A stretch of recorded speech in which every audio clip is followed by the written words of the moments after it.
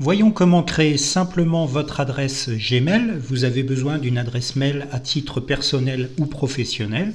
Vous pouvez gratuitement bénéficier d'un service de stockage de vos emails mais aussi d'autres fichiers grâce à la solution Gmail. Pour créer votre compte, nous allons aller ici dans la barre d'adresse et nous allons entrer l'adresse de Gmail. C'est très facile, gmail.com. Il va vous falloir trouver sur la page d'accueil le bouton, le lien « Créer un compte ». Alors il peut être ici si vous avez déjà des comptes Gmail sur votre ordinateur, mais il peut se trouver ici en haut à droite avec un bouton bleu si vous êtes sur une page d'accueil différente. Nous allons donc créer un compte et on me demande si c'est pour gérer une entreprise ou pour moi personnellement.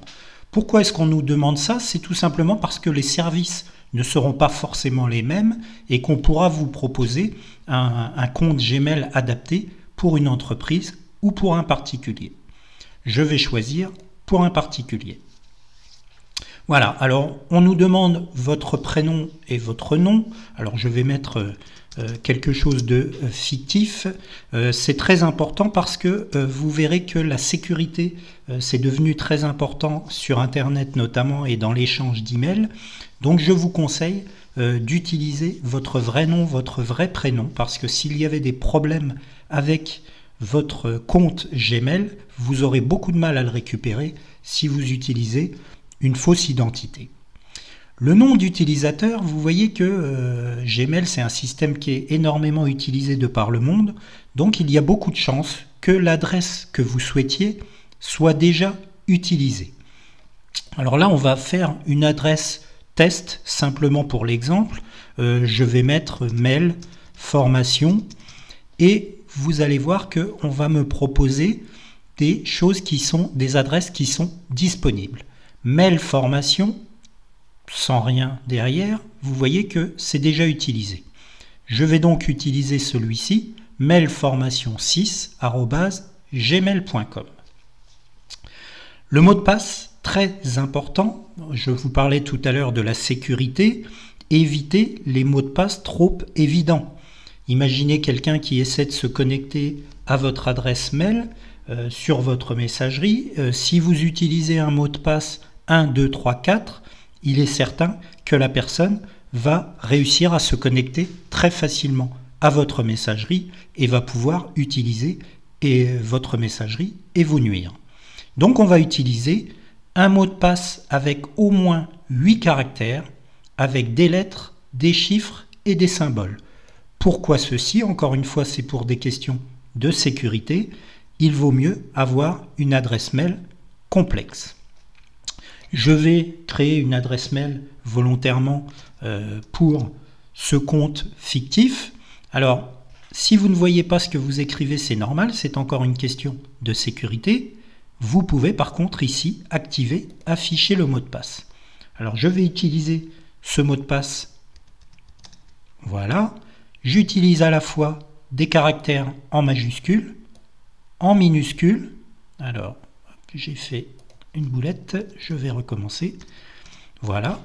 Des caractères en minuscules, en majuscules, des chiffres et surtout un caractère spécial, en l'occurrence le point d'interrogation.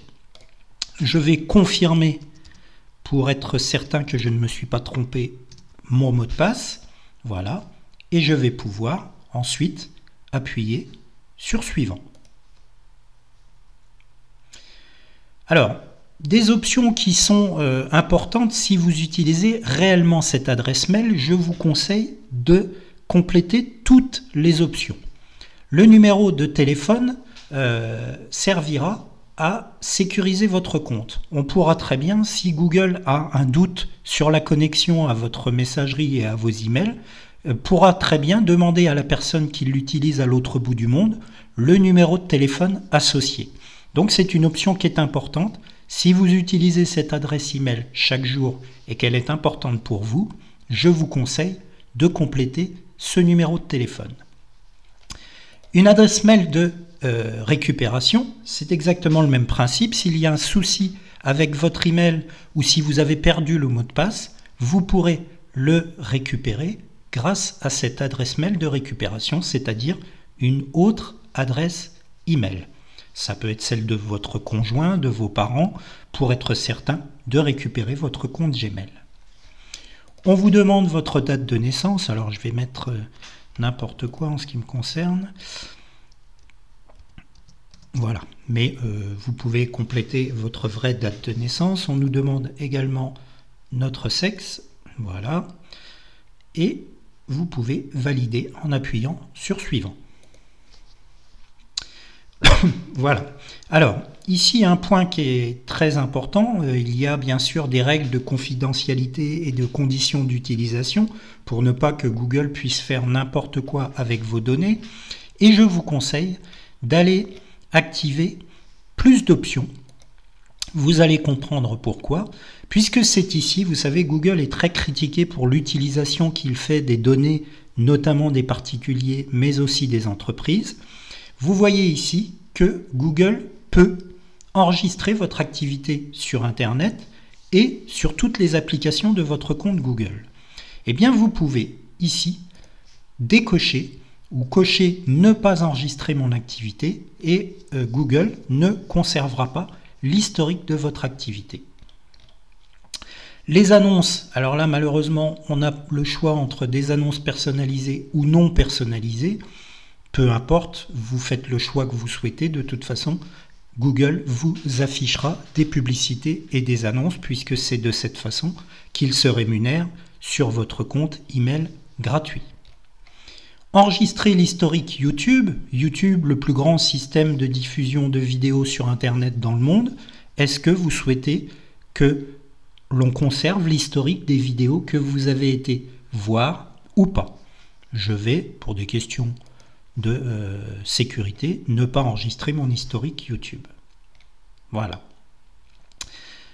Vous êtes obligé d'accepter les conditions d'utilisation de Google. Le système est gratuit, mais bien entendu, il se rémunère et il a des conditions d'utilisation très précises. Et vous êtes obligé d'accepter que vos informations soient utilisées telles que décrit ci-dessus. Je vous rappelle que nous avons demandé à ce que Google ne conserve pas notre historique et les vidéos que nous avons regardées sur Internet, sur YouTube. Vous pouvez ensuite créer votre compte. Voilà, alors le temps que le compte soit créé, le temps que la connexion Internet soit de bonne qualité, et vous arrivez directement sur votre fameuse boîte Gmail. Ce qu'on appelle la boîte Gmail, c'est votre boîte aux lettres, et on nous propose différentes options que nous verrons un petit peu plus tard dans une seconde vidéo.